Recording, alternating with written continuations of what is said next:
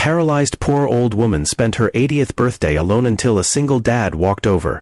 Intro hook: she had lived 80 years on this earth, raised children, buried a husband, and survived more heartbreak than most people could imagine. But on the morning of her 80th birthday, Margaret sat alone in a dim apartment, staring at a silent phone that never rang.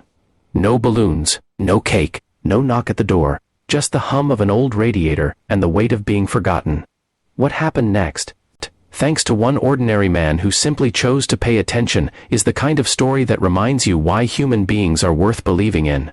Subscribe out. Before we go any further, if you're new here, welcome to Heartfelt Moments, the channel where we share true stories of kindness, courage, and the quiet heroes living right next door. If stories like this move you, please hit that subscribe button, give this video a like, and drop a comment below telling us about a time someone's kindness changed your day. Your words matter more than you know. Now let's get back to Margaret. Main story begins. Margaret Ellis had lived in the same third-floor apartment in Columbus, Ohio, for 31 years.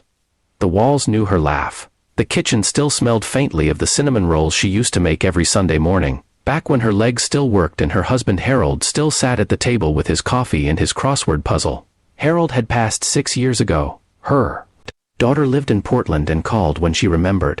Her son had moved to Texas, and somewhere along the way, the calls got shorter and the gaps between them got longer. Margaret never complained. She was from a generation that didn't. She just adapted, learning to navigate her small world from a wheelchair after the stroke that had taken the use of her legs 2 years prior. She could still make herself a simple meal. She could still reach the window and watch the courtyard below.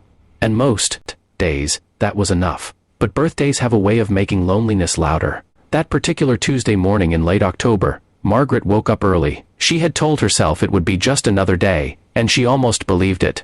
She wheeled herself to the window with a cup of instant coffee, and watched the courtyard fill with the usual morning rush, people heading to work, kids being walked to school, neighbors moving through their lives with purpose and direction.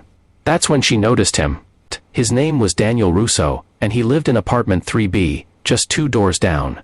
Margaret knew him the way you know neighbors in a city building, by sight and habit, rather than conversation.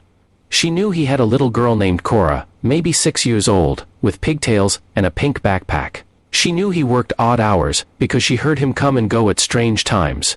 She knew he was doing it alone, because she had never once seen another adult with him. That morning, Daniel was crouched in the courtyard helping Cora tie her shoe before school. Margaret watched the small, tender scene from her window. This tired young man, kneeling on cold concrete, completely focused on his daughter's laces like there was nothing else in the world. Something about it made her chest ache with a sweetness she hadn't felt in a long time. She didn't expect him to look up, but he did. And he saw her. And he raised his hand in a simple wave. Margaret waved back, a little startled, a little pleased. She watched him walk Cora to the building entrance and hand her off to the school bus. Then, instead of heading back inside, he paused. He looked up at her window again. He pulled out his phone and appeared to check something, then disappeared inside. Margaret went back to her coffee and told herself to stop being a foolish old woman reading meaning into nothing. 40 minutes later, there was a knock at her door. She almost didn't answer it.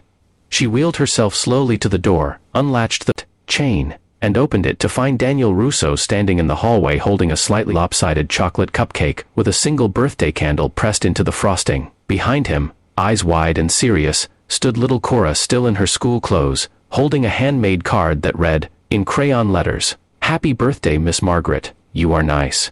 Margaret stared at them both. "I saw the date on the tenant board downstairs," Daniel said simply. He looked a little embarrassed, like a man who had acted on impulse, and was now second-guessing himself. "Cora made the card last night. We didn't want you to have a birthday without a cupcake." Margaret Ellis, who had not cried in front of another person since Harold's funeral, pressed her hand to her mouth and wept. Daniel didn't make a big deal out of it. He didn't stand there waiting to be thanked or praised. He just quietly asked if he could come in, set the cupcake on her kitchen table, lit the candle with a lighter from his pocket, and stood back while Cora sang a very enthusiastic, mostly off-key version of Happy Birthday. They stayed for an hour. Daniel fixed the cabinet door that had been sticking for months, because he noticed it when he walked in, and he was that kind of person. Cora sat on the floor and drew pictures and asked Margaret what it was like to be really, really old, which made Margaret laugh harder than she had in years. When they left, Margaret sat alone again, but the apartment felt entirely different. The silence had changed its character. It was no longer the silence of being forgotten. It was the silence that follows something good. Closing, one cupcake, one crayon card, one man who chose to look up. That's all it took to transform an old woman's loneliness into a memory she would carry for the rest of her life. Daniel didn't cure Margaret's hardship. He didn't solve anything permanent. He simply decided that she was worth seeing, and then he acted on that decision without waiting to be asked. Kindness doesn't always come dressed in grand gestures. Sometimes it arrives lopsided, with one candle, in the hands of a tired single dad and a little girl with pigtails. And sometimes that is more than enough. Look around you today. Someone in your world is sitting at a quiet window, hoping to be noticed. You might be the person who changes everything simply by looking up. If this story touched your heart, share it with someone who needs a reminder that kindness still exists. And don't forget to subscribe to Heartfelt Moments for more stories just like this one.